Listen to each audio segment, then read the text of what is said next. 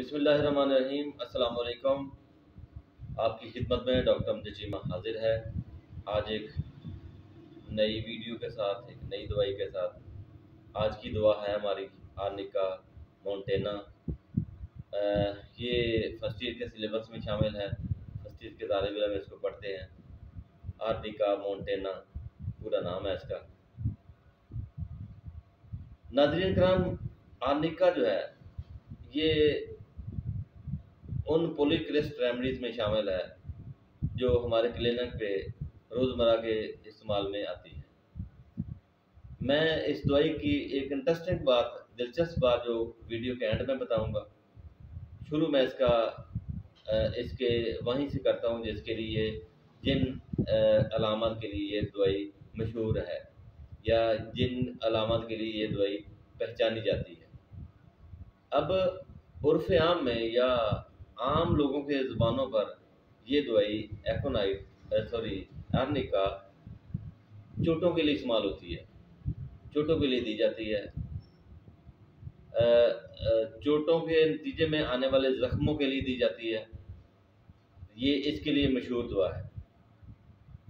बल्कि अगर मैं ये कहूँ कि चोट लगना ज़रूरी नहीं, ज़ख्म लगना ज़रूरी नहीं, अगर आर्निका की अलामतें मौजूद हों, आर्निका की कैफियत मौजूद हो, आर्निका की जनरल, माइल्ड और पर्टिकुलर सिम्टम मौजूद हो, तो हम आर्निका देते हैं, वो चाहे मर्ज़ कोई भी हो। अभी मैंने आपको एक बात बताई है कि मैं एक इसकी बहुत दिलचस्प बात है, ज़हनी अलामत है जो आर्निका के मरीज़ के अंदर शामिल रहती है, वो आखिर में बताऊंगा। और आखिर में एक मुख्तसरन एक दिलचस्प केस बताऊंगा जो बहुत जल्दी इससे रिकवर हुआ है और ये मेरा अपना एक्सपीरियंस हुआ है, क्लिनिकल एक्सपीरियंस हुआ है। बात सिर्फ ये नहीं है कि एक्सपीरियंस की, बल्कि अलामत को देखकर मैंने ये दवाई का इस्तेमाल किया। मरीज़ बहुत जल्द ठीक हो गया, जो कि एक सर्जरी का केस बन चुका था, वो आर्निका ने ठीक किया है। वो उसकी तफसील मैं आपको बाद में बताऊँगा। आर्निका की कैफियत बताने लगा हूँ कि पहली इसकी बात है चोट। चोटन की दवाई इसको कहा जाता है। जो ही किसी को चोट लगती है तो हम सबसे पहले आर्निका को ही ज़हन में लाते हैं और देते भी हैं, ज़हन में भी लाते हैं। लेकिन अगर चोटें ना लगे तो फिर क्या आर्निका देनी चाहिए या नहीं देनी चाहिए?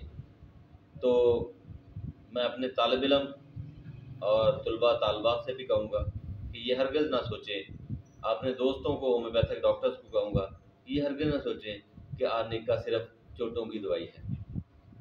अब सिर्फ बात ये है कि कोई भी मर्ज़ हो, जब आर्निका की अलामत मौजूद हों तो फिर हम आर्निका देंगे। अब वो अलामत क्या है, अब मैं उसकी तरफ आने लगा हूँ।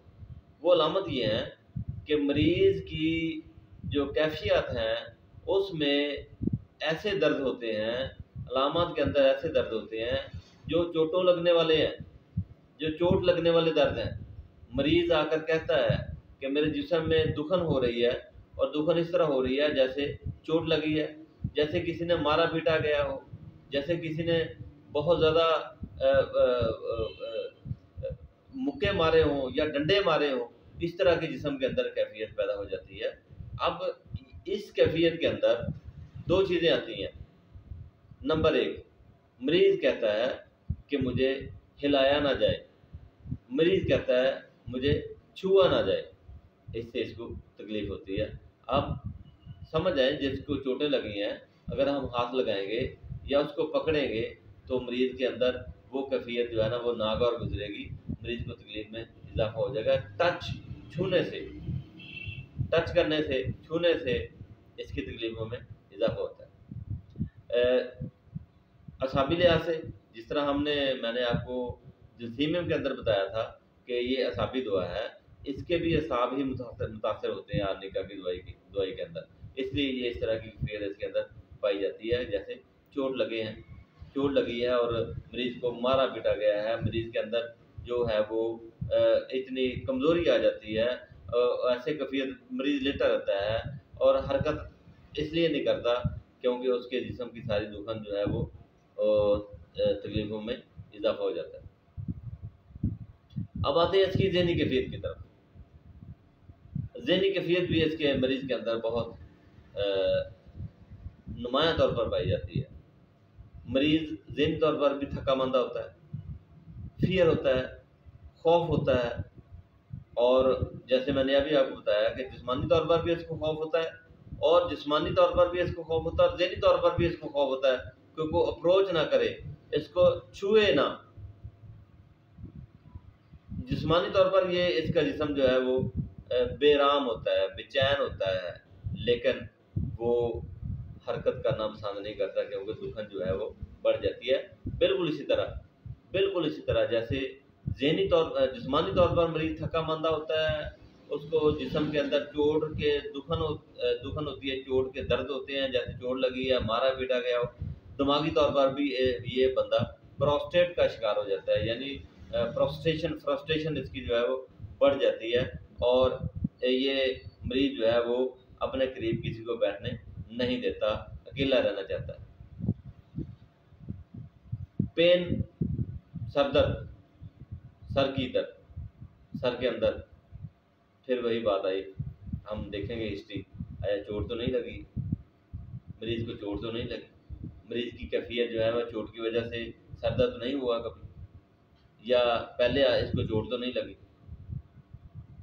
फिर सर दर्द के अंदर भी ऐसी ही कैफियत होगी कि मरीज़ चोट की शिकायत करेगा, ऐसे शिकायत करेगा कि मेरे सर में ऐसे दर्द हो रही है जैसे किसी ने मारा है, जैसे किसी ने इसको पकड़ा है, किसी ने मुक्कों से मारा है, किसी ने डंडों से मारा है। इस तरह की कैफियत जो है वो इसके अंदर हो जाती है। ज़हनी तौर पर मरीज़ अनकॉन्शियस यानी बेहोशी की मदहोशी में चला जाता है, मदहोश होता है, सवालों का जवाब नहीं देता।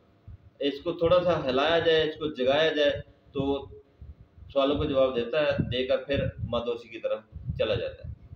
अब ये जो कैफियत है, मैं बीमारी का नाम बताने लगा हूँ, लेकिन हम बीमारी का नाम नहीं बताते, ना हम उस पे जाते हैं, लेकिन मैं सरसरी से आपको बताता हूँ कि टाइफाइड जैसी अलामात यानी टाइफाइड जैसी कैफियत के अंदर ये कैफियत पैदा हो जाती है जो मैंने आपको बताई है, यानी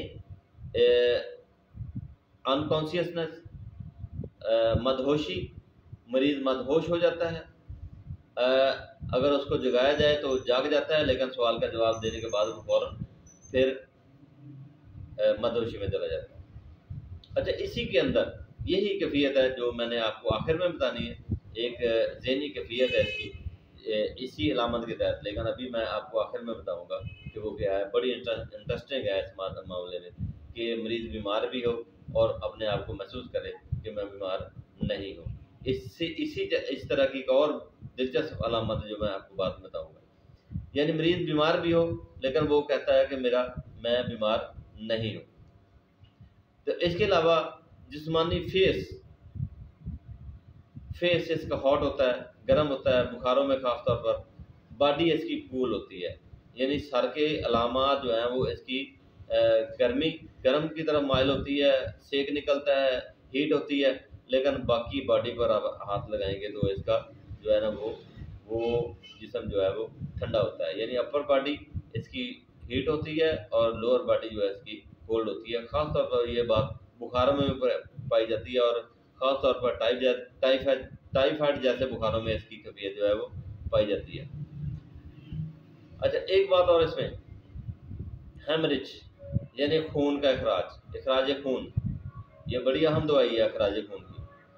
और मैं आपको बता दूं कि अखराज खून के अंदर ऐसा अखराज खून जो सर्जरी के बाद बंद ना हो रहा हो, यानी ऐसा अखराज खून जो सर्जरी के बाद बंद ना हो रहा हो, ये ज़हन में रखें।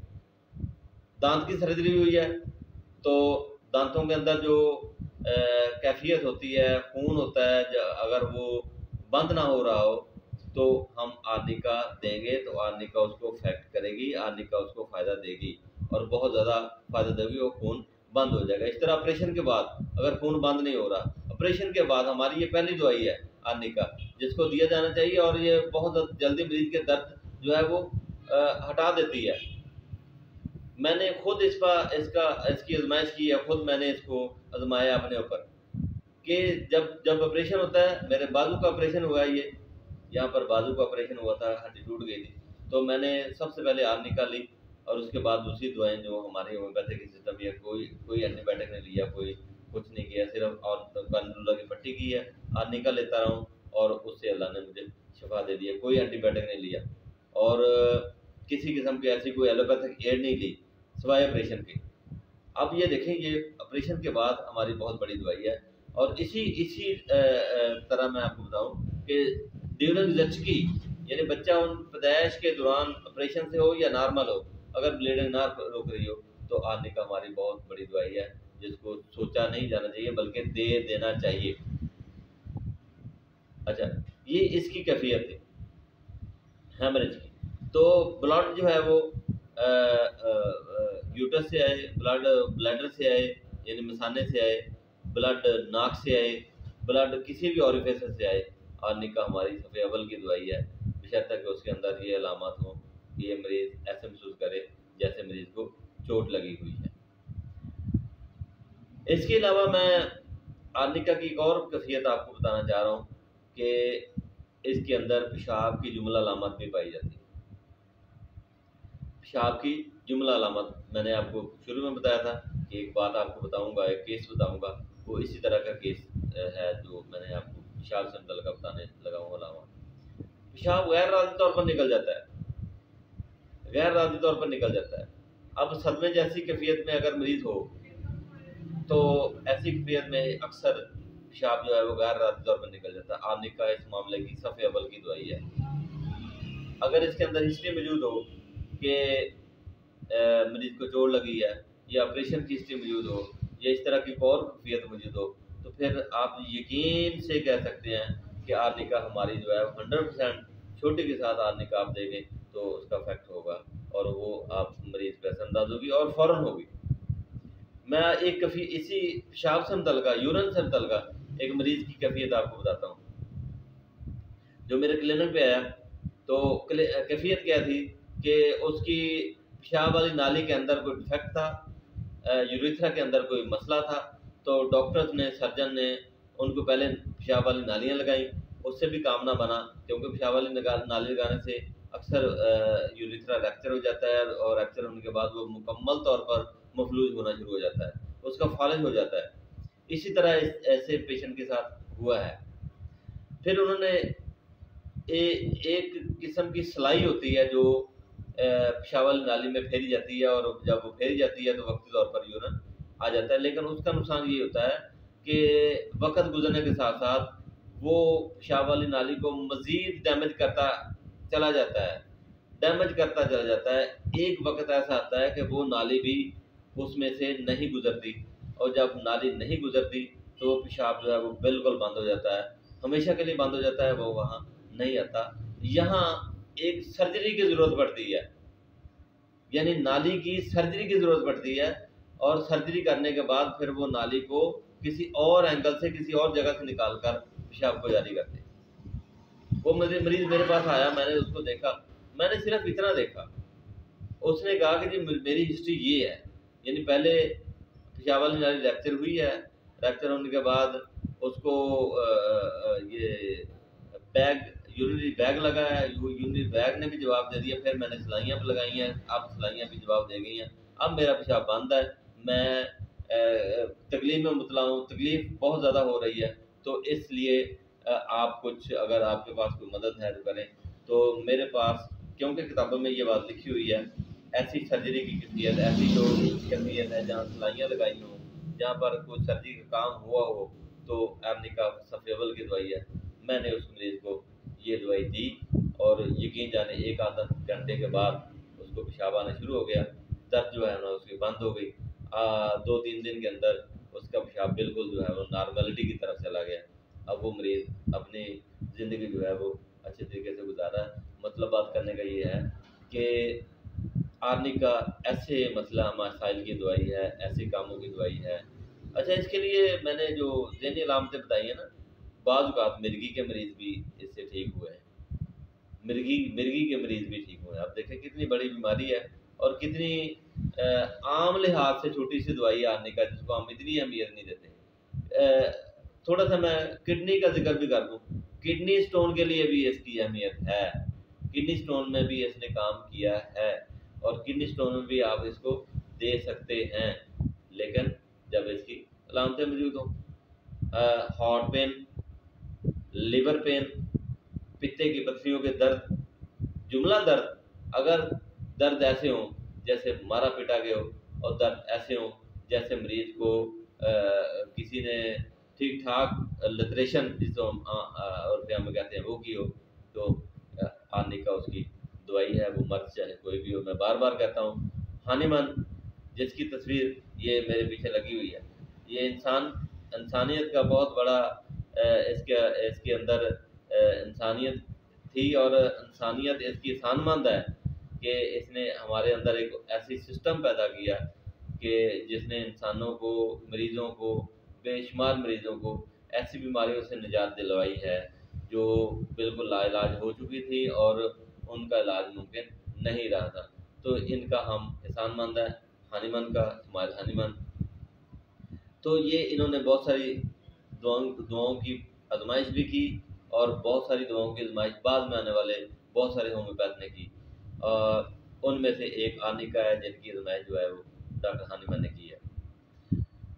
अब मैंने पेन की बात की है, पेन किसी किस्म का भी हो, फिर मैं उसी बात की तरफ आऊँगा। पेन किसी किस्म का भी हो, पेन के अंदर ये कैफियत मौजूद होती है जैसे किसी ने मारा पीटा गया हो या किसी ने मारा पीटा हो, अमली तौर पर भी हो, अगर ना भी हो तब भी, अगर अमली तौर पर हो तब भी हम यही देंगे।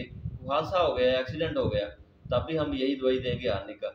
अगर अमली तौर पर ना हो, मरीज़ की फिजिकली हो, मरीज़ के अंदर ये कैफियत मौजूद हो, ये अलामत मौजूद हो, फिजिकली अलामत मौजूद हो, तब भी हम आर्निका ही इसके लिए देंगे। अच्छा, एक इंटरेस्टिंग बात, दिलचस्प बात जो मैंने आपको बताना चाह रहा था वो अब बताना चाहूँगा आपको। आर्निका से मुतल्लिक़ जो दिलचस्प है वो दिलचस्प ऐसी है कि जब मरीज़ होता है, मरीज़ चारपाई पे लेटा हुआ है, उसको डॉक्टर की ज़रूरत है, वो डॉक्टर को तलब करता है, बल्कि लवाकिन से ये कहता है कि डॉक्टर को बुलाएं, मेरा इलाज करवाएं। लेकिन आर्निका का मरीज़, वेरी इंटरेस्टिंग कि आर्निका का मरीज़, डॉक्टर बैठा हुआ है, मरीज़ को चेक कर रहा है, लेकिन वो समझता है मैं ठीक हूँ, डॉक्टर की ज़रूरत नहीं है। डॉक्टर को बाकायदा कहता है कि आप चले जाएं, मैं बीमार नहीं हूँ। ऐसी ज़हनी कैफियत इसके अंदर पाई जाती है। ये नोट कर लें, ये बात बड़ी अहम है कि मरीज़ बीमार होने के बावजूद मर्द अपने आप को मरीज़ नहीं समझता, डॉक्टर को कहता है मैं ठीक हूँ, आप चले जाएं, मैं ठीक हो जाऊँगा, आपकी ज़रूरत नहीं है। ये बहुत दिलचस्प बात थी इसकी और बड़ी नायाब किस्म की ज़हनी अलामत है, इसको आप ज़हन में रखें। और आखिर में मैं आपको यही बात कहता हूँ कि मेरा चैनल जो है, सबसे पहले बात करनी चाहिए लेकिन मैं आखिर पर करता हूँ कि चैनल को सब्सक्राइब कर लें और बेल आइकन को भी दबा लें ताकि हमारा जो नोटिफिकेशन है आप तक बर वक्त पहुँच जाए। इसके अलावा शेयर करें, लाइक करें। अगर कोई आपको कोई सवाल पूछना है या हमारी वीडियो के अंदर कोई कमी रह गई है या हमसे कोई गलती हो गई है, कमेंट्स में हमें ज़रूर बताएं ताकि हमें पता चले कि हम जो वीडियो करते हैं या आपको बताते हैं जो दवाई की अलामत, उनके अंदर कोई कमी रह गई है या कोई हम आपको नहीं बता सके। कमी पेशी मैंने आपको इसके अंदर ही बता दी है कि छूने से इसकी तकलीफ में कमी होती है, शौक इसको लगता है, इससे एग्रेवेशन होती है, और मोशन हरकत से, डैम्प वेदर में इसकी तकलीफ़ों में जो है वो ज़्यादती होती है, ज़्यादती होती है, छूने से ज़्यादती होती है, और इस तरह हिलाने जुलाने से इसके मरीज़ को ज़्यादती होती है। कमी इसको होती है लेटने से, सर को नीचा करके लेटने से, ये ज़हन में रखें जी, सर को नीचा करके लेटने से इसको कमी होती है इसके मरीज़ को। इसके बाद मैं आपको बताना चाहूँगा कि जाने से पहले कि वो आपसे कह रहा था कि सब्सक्राइब कर लें हमारा चैनल। और पोटेंसी की बात रह गई है, जी पोटेंसी की बात रह गई है कि ताकत कौन सी दे। मैंने आपको बताया था कि जो अवाइल में आप फर्स्ट ईयर में या आप स्टूडेंट हैं, आप कोई दवाई देना चाहते हैं तो आप 30 और 200 पर ही रहें, इससे ऊपर वाली पोटेंसी आप ना दें। लेकिन अगर मरीज़ की ज़हनी अलामतें बहुत मजबूत हैं, अनिका की ज़हनी अलामतें मौजूद हैं और सिमिलरिटी बहुत ज़्यादा आपने उसकी देखी है दवाई के अंदर, मरीज़ के अंदर, तो आप इसको 1 में भी दे सकते हैं। और बहुत सारे लोग तो उसको CM में भी देते हैं, लेकिन ये बहुत बड़ी ज़्यादती है। इसको सिम्पटम के मुताबिक दवाई की तजवीज़ और सिम्पटम्स के मुताबिक पोटेंसी को तजवीज़ करना चाहिए, और पोटेंसी का हमेशा से इस्तेमाल जो है वो नीचे से ऊपर करना चाहिए, यानी 30 200 1 इससे ऊपर अगर ज़रूरत पड़े तो करनी चाहिए। आज की वीडियो इतनी ही। नेक्स्ट वीडियो के साथ मैं हाज़िर होऊंगा। फिर कहता हूँ कि अगर कभी कोताही है तो माज़रत चाहता हूँ। आप अपने कमेंट्स में ज़रूर इसका इज़हार कीजिए। मेरी वीडियो को सुनने के बाद आप बुक्स को अगर स्टडी करेंगे तो इंशाल्लाह आपको बहुत जल्द जो है वो दवाई ज़हन नशीन हो जाएगी। इसके साथ इजाज़त चाहता हूँ। अल्लाह हाफ़िज़।